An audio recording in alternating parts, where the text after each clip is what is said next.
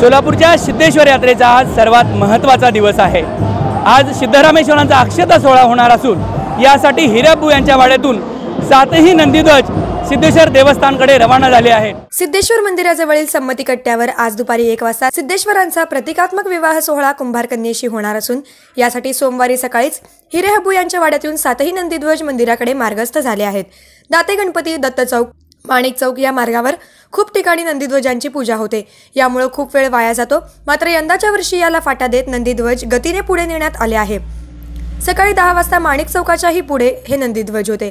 सकाळी 7 वाजता हिरेहबू यांच्या वाड्यातून सनई, चौघडा, तुतारी, हलग्या, बँजो आदींच्या आवाजात 7ही नंदीध्वज मार्गस्थ झाले। नंदीध्वजाचे भगव्या वेशातील मानकरी, सिद्धेश्वरांची पालखी, पंचाचारी ध्वज, उंचच्या उंच 7 नंदीध्वज, त्यांना कमरेवर पेलत नेणारे भक्त आणि पांढऱ्या शुभ्र अशा बाराबंदी वेशातील सिद्धेश्वर भक्त, यामुळे या सोहळ्याची रंगत अधिकच वाढली होती।